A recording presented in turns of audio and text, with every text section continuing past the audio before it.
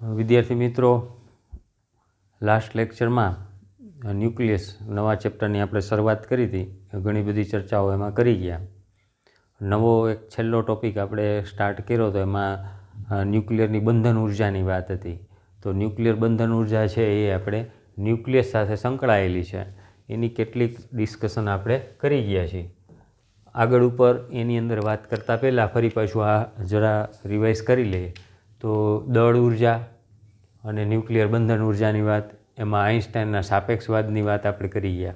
E=mc² પ્રમાણે દળ અને ઉર્જા એ એકબીજા સાથે સામ્યતા ધરાવે છે.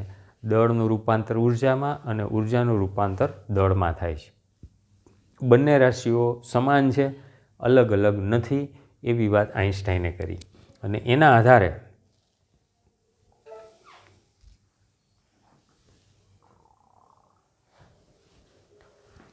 ન્યુક્લિયર બંધન ઉર્જાની સમજૂતી છે આપણે આપી ગયા.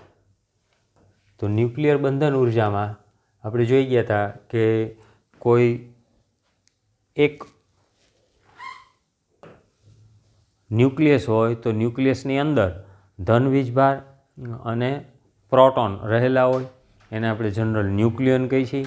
આવા ન્યુક્લિયનને છૂટા કરવા હોય તો એના માટે અમુક ઉર્જા જરૂરી છે અને એને આપણે બંધન ઉર્જા તરીકે ઓળખાવી છીએ. અને બંધન ઉર્જા એ કેવી રીતે મળે તો કે એના દળ સાથે સંબંધિત વાત છે એ આપણે જોઈ ગયેલા છીએ.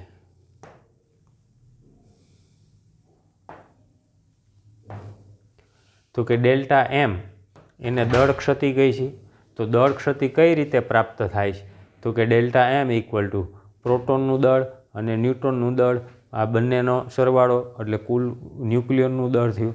એમાંથી છે એ ન્યુક્લિયસનું દળ છે એ બાદ કરી તો એ દળ ક્ષતિ મળે અને એમાંથી ડેલ્ટા mc² આ ગુણાકાર દ્વારા ઉર્જા મેળવી શકી. આ પણ વાત આગળ કરી ગયા. m=Zmp, પ્રોટોનનું કુલ દળ, ન્યુટ્રોનનું કુલ દળ, એનો સરવાળો મુક્ત અવસ્થામાં લ્યો તો એ ન્યુક્લિયસના દળ કરતાં વધારે હોય અથવા ન્યુક્લિયસનું દળ ઓછું હોય. આગળ ઉપર હવે જે આપણે વાત કરવાની છે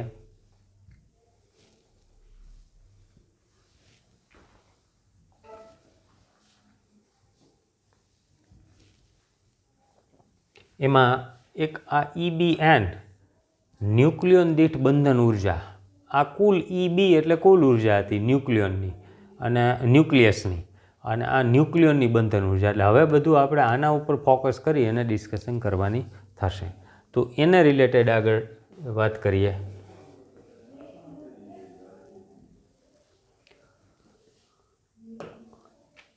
તો ન્યુક્લિયન દીઠ બંધન ઉર્જા વિરુદ્ધ પરમાણુ દળાંકનો આલેખ.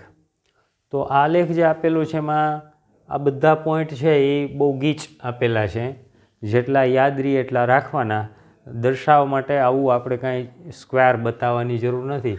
આવો સાદો છે એ આલેખ દોરવાનો.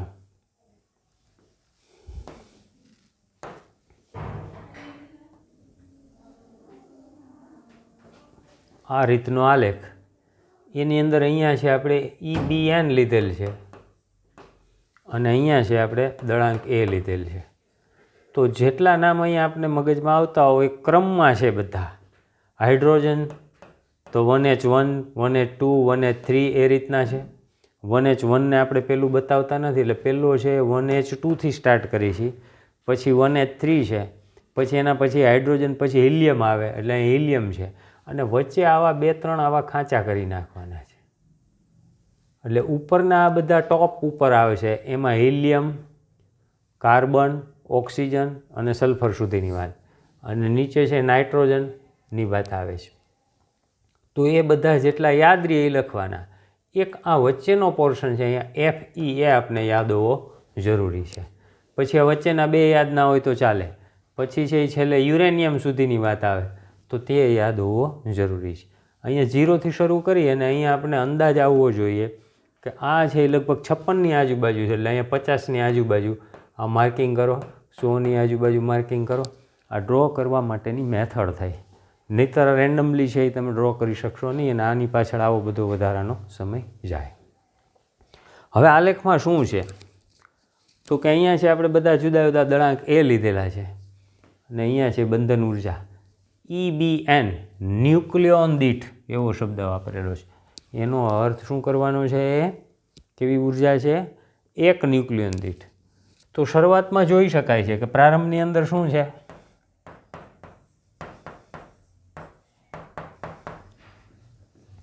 તો આ બધા દળાંક પ્રમાણે લેવા જાવ તો બધા હલકા ન્યુક્લિયસ કહેવાય. તો હલકા ન્યુક્લિયસ માટે EBN બંધન ઉર્જા કેવી છે? ઓછી.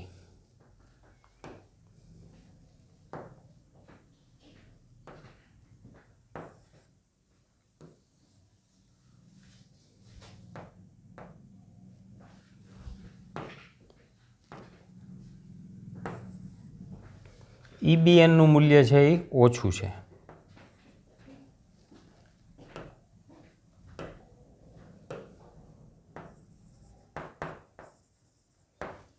એનું મૂલ્ય ઓછું છે હલકા માટે. પછી આગળ જાઓ એટલે વચ્ચેનો એક ભાગ આવે છે અને પછી ફરી પાછા આ બાજુ આવો એટલે આ બધા ભારે તત્વો આવી ગયા. યુરેનિયમ, રેડિયમ, થોરિયમ, આ બધા ભારે તત્વો કહેવાય. 250 અથવા 238થી શરૂ કરીને. તો ભારે તત્વો, તો એના માટે પ્રમાણમાં પાછી EBN ઓછી કહેવાય કમ્પેરેટિવલી. અને વચ્ચેનો ભાગ એવો આવે છે કે મધ્યની અંદર અહીંથી સ્ટાર્ટ કરીને અહીં સુધીનો પોર્શન એટલે લગભગ પરમાણુ દળાંક એ 30 to 170 સુધીનો ભાગ લ્યો. એટલે 150 અહીંયા છે, 1 અહીંયા થાય, આ 175 અહીંયા થાય, એટલે અહીં સુધીનો પોર્શન થયો આ. અને અહીંયા લેવા જાવ તો આપણો 30ની આજુબાજુ એટલે આ પોર્શન થયો. તો આટલો જે ગ્રાફ છે એમાં એવરેજ લગભગ EBNનું મૂલ્ય કેવું રહે છે? અચળ.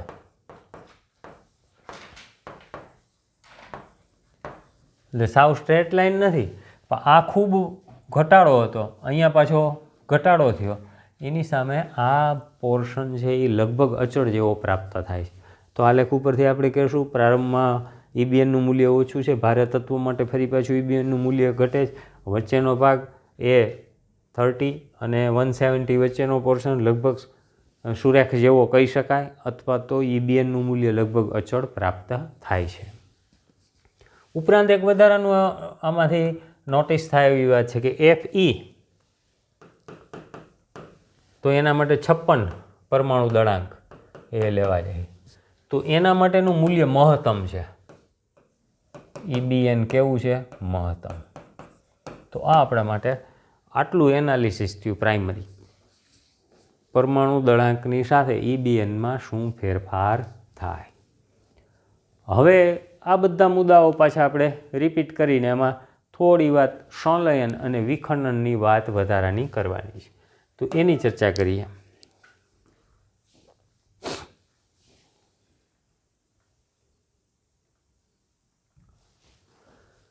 તો સાઈડમાં ગ્રાફ ખાલી સમજવા માટે ફરી પાછો મેં મૂકેલો છે. આ જે મુદ્દાઓની ચર્ચા આપણે કરી ગયા એ જ વાત ફરી પાછી.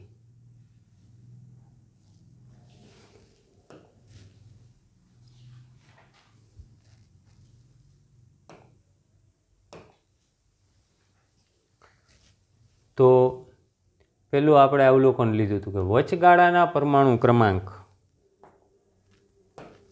તો વચગાળાના પરમાણુ ક્રમાંક માટે શું કીધું હતું કે લગભગ EBN અચળ છે અને એ પરમાણુ ક્રમાંક પર આધારિત નથી.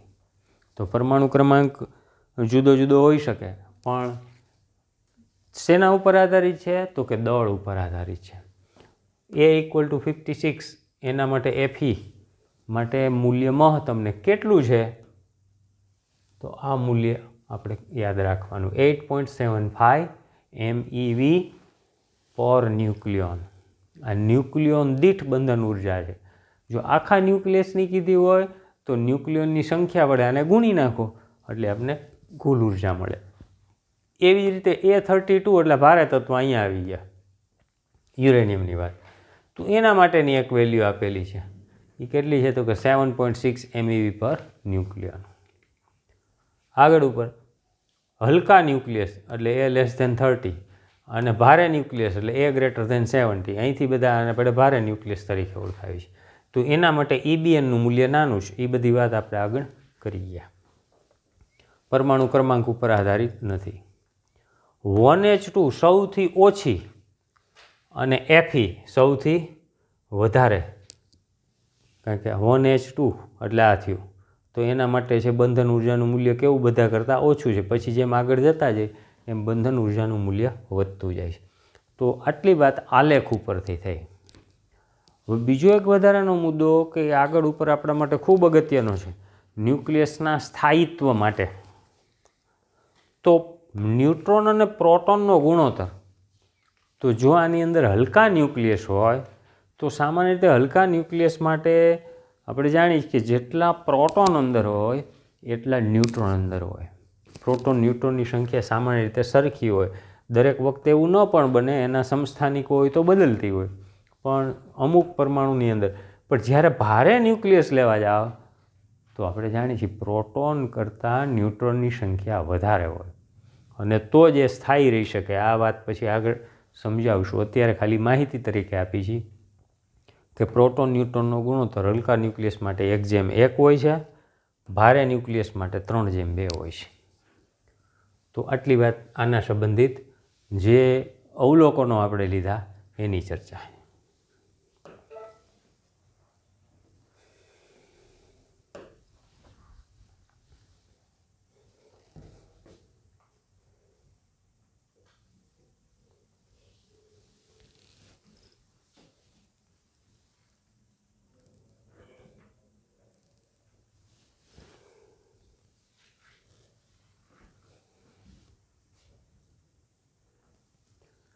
હવે જો જે આલેખના અવલોકનો લીધા, અવલોકનો ઉપરાંત આની અંદર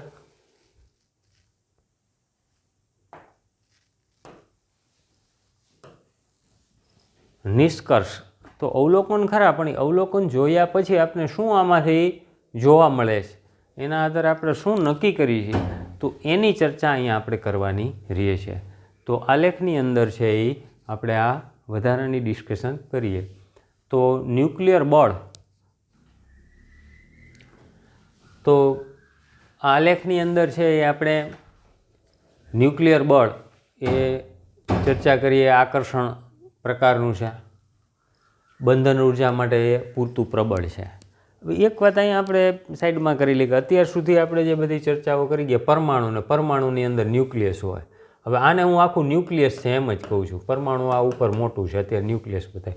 તો આની અંદર છે એ પ્રોટોન બધા રહેલા છે, આપને ખબર છે, અને એની સાથે ન્યુટ્રોન પણ હોય છૂટા છૂટા. હવે બધા પ્રોટોન છે એ ધન વીજભારિત છે, આ જાણી છે આપણે. આ કેવા છે? ધન વીજભારિત. અને ન્યુક્લિયસ એ તો ખૂબ નાનું દળ અને નાનું કદ ધરાવે છે. આવા નાના કદની અંદર જો ઠસોઠસ રીતે ધન વીજભાર ભરેલા હોય તો કુલંબિયન બળ પ્રમાણે સમાન વીજભાર, તો એની વચ્ચે અપાકર્ષી બળ લાગે.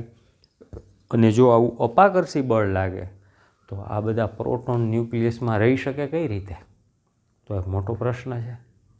તો એના વિશે તમે કદાચ ક્યાંય શીખાઓ, કેમિસ્ટ્રીમાં આવી ગયું અથવા તમારું નોલેજ હોય, ન હોય તો એ વસ્તુ અહીં આપણે ક્લિયર કરવાની છે કે આવા જે પ્રોટોન વચ્ચે કુલંબિયન અપાકર્ષી બળ લાગે છે,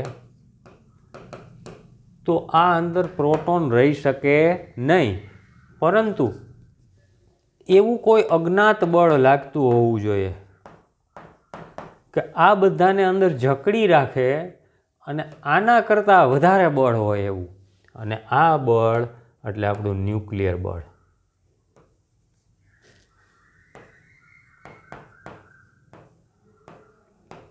બીજું કાંઈ નથી. ન્યુક્લિયર બળ એ આને જકડી રાખવાવાળું બળ છે. હવે કયા કયા પ્રકારનું, એની લાક્ષણિકતાની થોડી ચર્ચા કરવાની. તો પહેલી વાત થઈ કે આકર્ષણ પ્રકારનું છે, અને એની બંધન ઉર્જા અંદર આ પ્રોટોન અને ન્યુટ્રોનને જાળવી રાખવા માટે એ પૂરતું પ્રબળ હોય છે. લઘુ અંતરીય છે, એટલે નજીકના ન્યુક્લિયન હોય એની વચ્ચે જ બળ લાગે. પણ એક ન્યુક્લિયન અહીંયા રાખો ને એક દૂર રાખો તો એની વચ્ચે બહુ બળ લાગે નહીં. 30 લેસ ધેન એ અથવા તો એ ગ્રેટર ધેન 30 લેસ ધેન 170, તો આ જે વિસ્તાર છે એની અંદર EBN લગભગ અચળ છે. એ આપણે આગળ ઉપર જોઈ ગયા હતા. મોટા ન્યુક્લિયસ માટે પાડોશી ન્યુક્લિયન પર ન્યુક્લિયર આકર્ષણ બળ લગાડે છે, અગત્યનું છે, અને દૂરની અવધિ માટે લાગતું નથી. એટલે આની અંદર છે આખો ન્યુક્લિયસને કલ્પના કરો તો એમાં ન્યુક્લિયસમાંય પાછું અંદર કેન્દ્ર છે. પરમાણુ, તો પરમાણુનું કેન્દ્ર સમજો બરાબર, એનો નાનો ભાગ, એ કેન્દ્રવાળા નાના ભાગને ન્યુક્લિયસ કહે છે. હવે ન્યુક્લિયસની અંદરનો નાનો ભાગ કે જેનું પાછું કેન્દ્ર ગણો, તો એની અંદર આવા પ્રોટોન ને ન્યુટ્રોન છે એ બધા એકબીજા સાથે નજીક નજીક ગોઠવાયેલા છે. તો એની એકબીજાની વચ્ચે છે એ પાડોશી ન્યુક્લિયન પર ન્યુક્લિયર બળ લાગતું હોય છે. પરંતુ આ ન્યુક્લિયસને અહીંયા છે કે એકાદો એકલો અટુલો ન્યુટ્રોન હોય, એકાદો પ્રોટોન અહીંયા એકલો અટુલો હોય, તો આની વચ્ચે છે બળ લાગતું નથી, અને માટે એને આપણે લઘુ અંતરીય બળ એવું નામ વાપરેલું છે. એટલે સાદું ઉદાહરણ લઈએ તો આપણે જે જગ્યાએ રહેતા હોય તો અમુક પ્રકારના વ્યવહારો એ આપણે આડોશી પાડોશી આજુબાજુના ઘરવાળા, સામેના, બાજુના, પાછળના, એ નજીકના લાગતા વળગતા લોકો સાથે અમુક પ્રકારના વાટકી વ્યવહાર હોય, આવવા જવાનો વ્યવહાર હોય. પણ સોસાયટીની અંદર દૂર આખી મોટી સોસાયટી હોય, આખો એરિયા હોય, તો બધા સાથે આપણે પરિચય હોતો નથી. એવી જ રીતે આ નજીકના જે ન્યુક્લિયોન છે એની સાથે એ સંબંધ ધરાવે છે, એના માટે બળ લાગે છે. હવે ધારો કે આવા નજીકના પાડોશી જે ન્યુક્લિયોન છે એની સંખ્યા P હોય, તો બંધન ઉર્જા પાડોશી Pના સમપ્રમાણમાં હોય છે. શોર્ટમાં સમજાવવા માટે લખ્યું છે. એનો અર્થ કે ન્યુક્લિયોનની સંખ્યા કેટલી છે? P. તો બંધન ઉર્જા EBN કેના સમપ્રમાણમાં હોય? તો કે P પાડોશીની સંખ્યામાં. અને કેટલીક વખત આની જગ્યાએ એક અચળાંક મૂકી દીધો હોય છે, એટલે PK આ રીતે પણ લખેલું હોય છે. નેક્સ્ટ, વધારાના ન્યુક્લિયોન ઉમેરતા બંધન ઉર્જા વધતી નથી. તો એ આગલા પોઈન્ટ સાથે આ એટલે વધારે ડિટેલમાં આપણે ડિસ્કશન કરીએ. હવે એવું કહેવા માગે છે કે આ એક ન્યુક્લિયસ છે, એની અંદર આ બધા ન્યુક્લિયોન હતા. હવે એની અંદર એકાદો ન્યુક્લિયોન તમે ઉમેરો વધારાનો, તો એનો અર્થ એવો નથી કે ન્યુક્લિયર બળ ખૂબ મોટું વધી જાય, કારણ કે આ નજીકના પાડોશીઓ એની યારે જ સંબંધ ધરાવે છે, અને બહારથી મૂકો હોય તો એ સોસાયટીના છેડે છે, તો આ અંતર વધારે છે, તો આને આ બહુ કોઈ સાથે રિલેશન નથી, માટે આનાથી કાંઈ બળમાં ફેરફાર થતો નથી, માટે આ બહુ અસર કરતા નથી. એ જ રીતે ન્યુક્લિયોન માત્ર તેની નજીકના ન્યુક્લિયોનને જ અસર કરે છે, અને આ ગુણધર્મને સંતૃપ્તતાનો ગુણધર્મ કહેવામાં આવે છે. તો આ વસ્તુ છે એ બરાબર સમજો. ન્યુક્લિયોન સંબંધિત કેટલાક જે એના લક્ષણો છે એના ઉપરથી આપણે આ બધી માહિતી ધ્યાનમાં રાખવાની છે.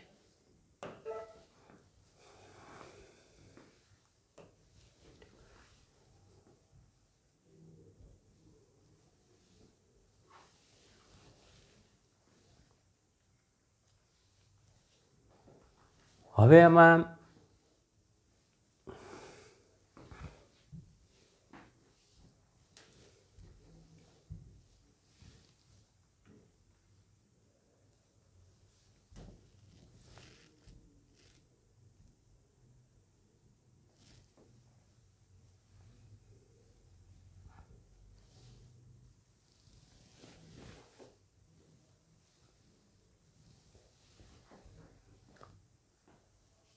આ મુદ્દો આપણા માટે ખૂબ જ અગત્યનો, ખાલી 2 પોઈન્ટ છે, પણ જે આપણે આલેખ લઈ ગયા હતા એની અંદર એવું કીધું છે કે એ 240 માટે અને 120 માટે આલેખની અંદર છે એ આ સ્પષ્ટ આપણે ખ્યાલ આવે જ છે કે જે એના મૂલ્યો છે એ માટેના, આ બંને A20 માટેના આલેખની અંદર આવી વાત હતી તો 120 એટલે અહીંયા ક્યાંક આવતું હતું અને 240 એટલે છેક અહીંયા છેડે આવતું હતું. તો આની બંધન ઉર્જા છે એ વધારે હતી અને આની ઓછી હતી. તો 240 માટેની EBN ઇઝ લેસ ધેન 120. આ માહિતી થઈ.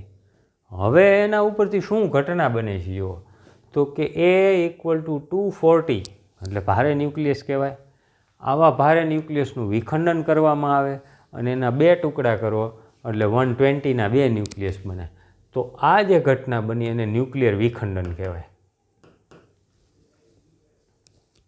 ભારે ન્યુક્લિયસનું 2 ટુકડામાં વિભાજન થવાની ઘટનાને ન્યુક્લિયર વિખંડન કહેવાય.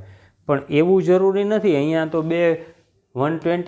120ના થયા, પણ દર વખતે આવા સમાન ટુકડા બને એવું જરૂરી નથી.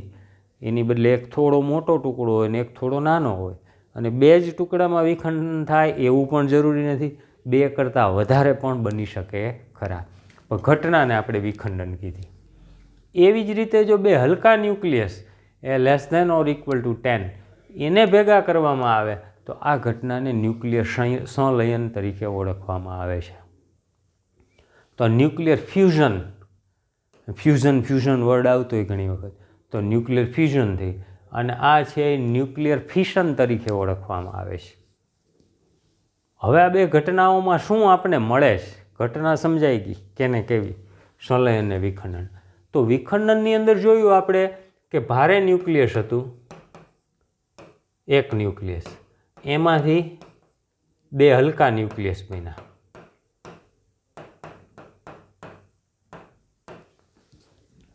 તો આના કરતાં આની ઉર્જા આ વધી ગઈ છે. અને શા માટે? તો એ આલેખની અંદર આપણને ખબર છે. હવે આવું થવાનું કારણ શું? તો કે સામાન્ય રીતે ન્યુક્લિયસની અંદર જે ન્યુક્લિયસ નજીક જકડાયેલા છે એની વચ્ચે બળ વધારે છે. હલકા ન્યુક્લિયસની અંદર પણ સાવ હલકા નહીં, વચ્ચેના ભાગના ગાળામાં લીધા તો એની બંધન ઉર્જા વધારે, એટલે એટલી ઉર્જા આપણે વધારે આપવી પડે. હવે જ્યારે અહીંથી છૂટા પડ્યા, 2 કટકા થયા, તો આ જે ન્યુક્લિયસ બન્યું છે એમાંથી તમારે ન્યુક્લિયોનને છૂટા કરવા હોય તો આના કરતાં ઉર્જા વધારે આપવી પડે. હવે જ્યારે છૂટા પડ્યા ત્યારે આ બંનેના તફાવત જેટલી ઉર્જા આમાંથી રિલીઝ થાય એટલે મુક્ત થશે. શું થશે? આ કિસ્સાની અંદર ઉર્જા ઉત્પન્ન થશે. શા માટે ઉત્પન્ન થાય? તો કે હવે જે આ 120 વાળું જે બનેલું છે તત્વ, એમાંથી તમારે ન્યુક્લિયોનને છૂટા કરવા હોય તો ઉર્જા વધારે આપવી પડશે. શા માટે વધારે? કે આટલો તમે નફો લઈ લીધો છે, ઉર્જા પહેલાં છૂટી પડી ગઈ છે, એટલે આને વધારે ઉર્જા આપવી પડે. જ્યારે અહીંયા છે ઉર્જા ઓછી આપવી પડતી હતી. આવી જ ઘટના આની અંદર બને છે, સંલયનની અંદર. હલકા ન્યુક્લિયસ ભેગા થાય તો એ ભારે ન્યુક્લિયસ બને.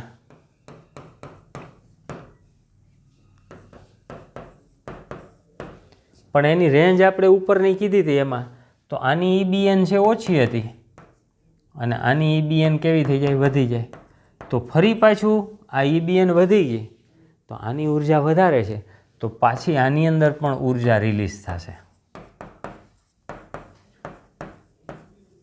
શા માટે? તો જેમ આની અંદર નવું તત્વ બનતું હતું એને વધારે ઉર્જા આપવી પડી હતી, એમ આને પણ વધારે ઉર્જા આપવી પડે. એટલે 2 કેસમાં ભારે ન્યુક્લિયસના ટુકડા કરો, હલકા ન્યુક્લિયસને જોડી દો, તો બંને કેસની અંદર ઉર્જા ઉત્પન્ન થાય અને આ ઉર્જાને ન્યુક્લિયર ઉર્જા તરીકે ઓળખવામાં આવે છે. આપણે અત્યાર સુધી બધે બોલ્યા રાખતા હતા નામ ન્યુક્લિયર ઉર્જા. તો એ શું છે? તો 2 પ્રકારની પ્રક્રિયામાં પહેલું મળ્યું ન્યુક્લિયર વિખંડન, અને વિખંડનનું ઉદાહરણ એટલે અણુબોમ્બ, જે વિનાશક ઉર્જા તરીકે લઈ શકાય. તો આ જે ઉર્જા ખૂબ વિશાળ માત્રામાં ઉત્પન્ન થાય એને આપણે ન્યુક્લિયર વિખંડન તરીકે ઓળખાવી છીએ, જેની અંદર છે એ મોટા પરમાણુનું યુરેનિયમ ને રેડિયમ, થોરિયમ એનું વિભાજન કરી નાખો. અને સંલયન, તો સંલયન એટલે હલકા તત્વો છે એ ભેગા થાય અને એને આપણે પરમાણુ બોમ્બ તરીકે ઓળખાવી છીએ, અથવા હાઇડ્રોજન બોમ્બ.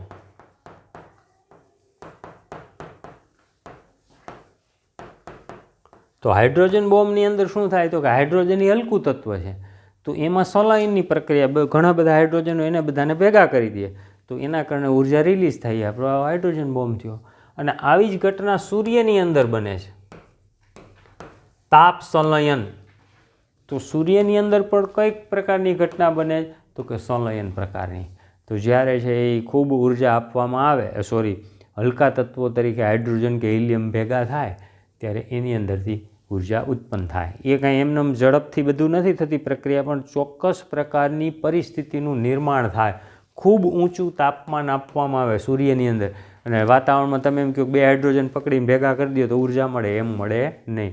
તો એના માટે ન્યુક્લિયર રિએક્ટરની રચના કરવી પડે, અને ઘણી બધી પ્રક્રિયાઓને અંતે પ્રાપ્ત થાય. એની વાત છેલ્લે આપણે થોડી કરશું. તો આટલી અગત્યની વાત આના સંબંધિત થઈ.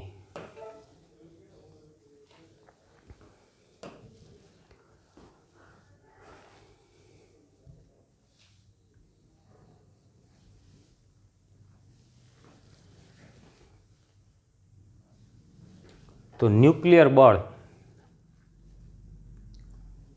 નવો પોઈન્ટ. ઉર્જાની વાત આવી ગઈ, હવે બળની ચર્ચા આપણે કરીશું થોડી. તો બળની અંદર આ થોડી પ્રાઇમરી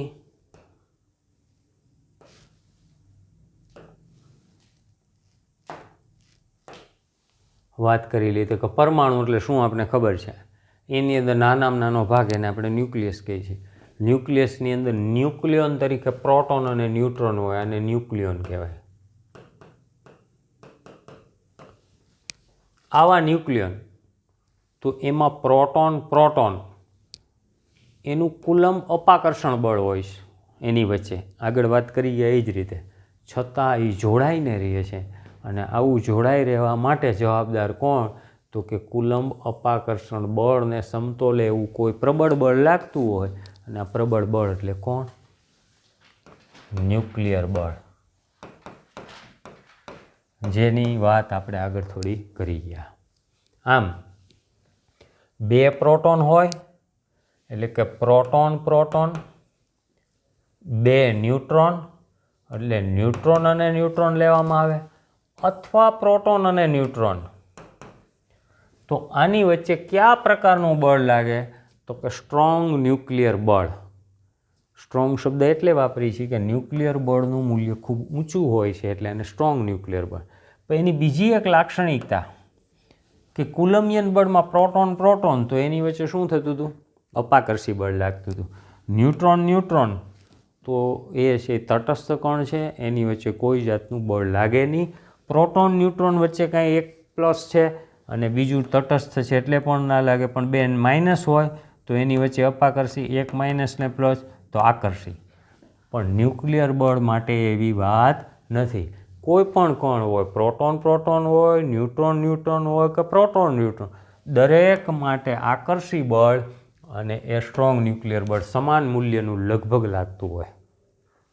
એવું નથી કે આમાં આકર્ષી ને આમાં અપાકર્ષી, બધામાં એક સરખું છે. હવે બીજા કેટલાક વધારાના લક્ષણો, ઘણા બધા ન્યુક્લિયર બળ માટેના પ્રયોગો થયા 1930 to 1950. તો એમાંથી જે જાણવા મળ્યું એ પ્રમાણે ન્યુક્લિયર બળ એ કુલમ બળ અને ગુરુત્વ બળ કરતાં ખૂબ સ્ટ્રોંગ, એટલે એનું નામ જ સ્ટ્રોંગ ન્યુક્લિયર બળ એવું આપી છે. જો આ બંનેનો સંબંધ લ્યો તો હજી આમાં વધારામાં કુલમ બળ છે ગુરુત્વીય બળ કરતાં પ્રમાણમાં વધારે છે. ગુરુત્વીય બળનું મૂલ્ય છે એ સાર્વત્રિક છે પણ ખૂબ ઓછું છે. કોઈ પણ પદાર્થ બીજા પદાર્થ ઉપર ગુરુત્વીય બળ લગાડતું હોય પણ એ એવું બળ ન હોય કે જે આપણે તરત જ છે મેઝર કરી શકીએ. નાનો પદાર્થ છે મોટા પદાર્થને આકર્ષતો હોય, મોટા પદાર્થ નાના પદાર્થને, પણ એનું મૂલ્ય ખૂબ ઓછું હોય. તો આ 3 વચ્ચેનો રિલેશન થયો. આગળ 2 ન્યુક્લિયોન વચ્ચેનું ન્યુક્લિયર બળ એ ખૂબ જ નાની અવધિ માટેનું હોય છે, એટલે કે કેટલાક ફેમ્ટોમીટર કરતાં વધુ અંતરે ઝડપથી ઘટીને શૂન્ય થાય છે. અને આ જ વાત આપણે ક્યાં કરી ગયા હતા? આગળ ઉપર છે એ જોઈ ગયા હતા કે પાડોશી ન્યુક્લિયસ છે જે હોય નજીકના પ્રોટોન ન્યુટ્રોન એની ઉપર જ લાગતું હોય. જો એનાથી દૂર જાઓ તો પછી આ મૂલ્ય એકદમ ઘટી જાય. ફેમ્ટોમીટર FM એટલે 10⁻⁻15 મીટર. તો આટલા અંતર સુધી લાગતું હોય ને પછી ઘટવા માંડે અને શૂન્ય થાય. અને એને કારણે જ આ EBN એ આપણે આલેખની અંદર જોઈ ગયા હતા. આ જે ભાગ છે આ અચળ ભાગ એટલે જ મળતો હતો. આ ન્યુક્લિયસ વધારાના આની અંદર ન્યુક્લિયન ઉમેરો તો એની કોઈ અસર થતી નથી. હવે એક આલેખાની સાથે આપણે બતાવેલું છે 2 ન્યુક્લિયન વચ્ચેની સ્થિતિ ઉર્જાનો અંતરના વિધેય તરીકેનો આલેખ. ખરેખર આપણે બળની ચર્ચા કરી, આવો બળનો આલેખ આપણે પ્રાપ્ત નથી એટલે આપણે શેનો આલેખ લઈએ? સ્થિતિ ઉર્જા અને અંતરના વિધેયનો આલેખ. તો એની થોડી વાત કરી લઈએ.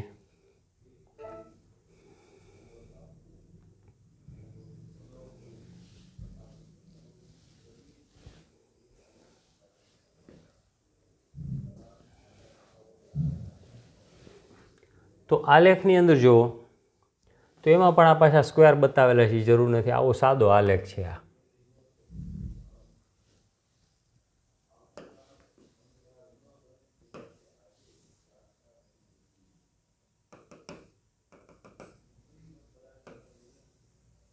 આ રીતનો આલેખ છે. અહીંયા 0 છે અને અહીંયા આપણે 100 છે, બરાબર? એટલે ખ્યાલ આવે. એવી જ રીતે અહીંયા એક વેલ્યુ આ 1ની આપેલી છે. એનાથી આગળ જાઓ એટલે આ ફર્મી શેમાં આપેલું છે? ફર્મીમાં અંતર આપેલું છે અને સ્થિતિ ઉર્જા MEVમાં આપેલી છે. તો આલેખ ઉપરથી આપણે એવું કન્ક્લુઝન કરી શકીએ, બહુ સરળ વાત છે, કે R0 = 0.8 ફર્મી.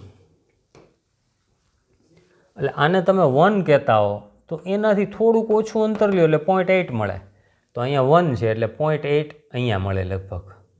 આ 0.8 જેવી વેલ્યુથી. તો FM માટે સ્થિતિ ઉર્જા લઘુત્તમ હોય છે. તો આ જગ્યાએ સ્થિતિ ઉર્જાનું મૂલ્ય લઘુત્તમ છે. લઘુત્તમ એટલા માટે કીધું છે કે અહીંયા આપણું આ 0 છે અને 0થી આ તરફ નીચે આવો એટલે ઋણ મૂલ્ય મળે. તો જેમ નીચે જતા જાઓ એમ ઋણ મૂલ્ય વધતું જાય ને અહીંયા છે એ ઋણ મૂલ્યનું મહત્તમ મૂલ્ય છે, માટે લઘુત્તમ કીધું છે. તો એ સ્થિતિ ઉર્જા ક્યારે? તો કે 0.8 ફર્મી પાસે પ્રાપ્ત થાય.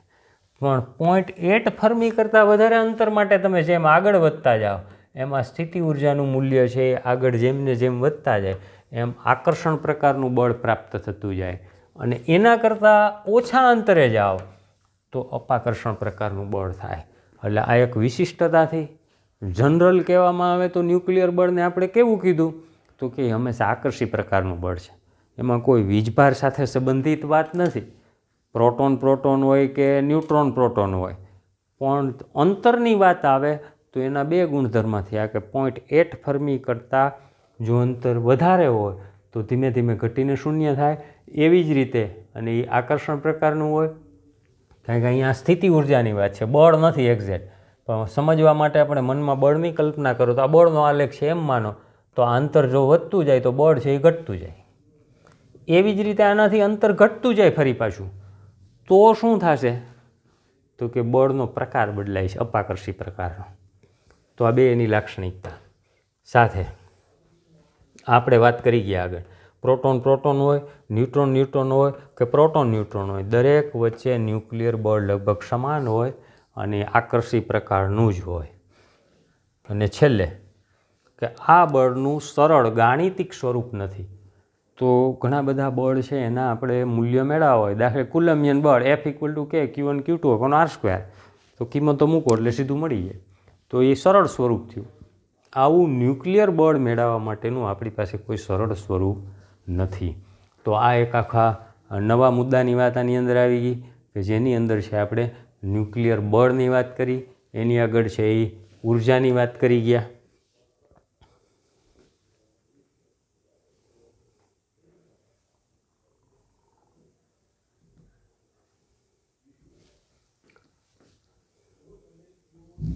પછી નવો મુદ્દો આવે છે રેડિયો એક્ટિવિટી. તો રેડિયો એક્ટિવિટીની આપણે નેક્સ્ટ લેક્ચરની અંદર ડિસ્કશન કરશું. તો આગળનો જે વાત ચર્ચા કરી ગયા ખાસ કરીને ન્યુક્લિયર બંધન ઉર્જા, એના માટેનો આલેખ, ન્યુક્લિયર બળ અને એને રિલેટેડ જે કંઈ ટેક્સ્ટની અંદર એક્ઝામ્પલ એના લાગતા વળગતા હોય એ પ્રયત્ન કરજો. થિયરી બરાબર સમજીને વાંચજો, ટેક્સ્ટ સાથે કમ્પેર કરીને લખજો. તો આટલું આજ આપણે રાખી છીએ. નેક્સ્ટ લેક્ચરની અંદર એ ફરી પાછું આપણે વધારાની આગળ ડિસ્કશન કરશું.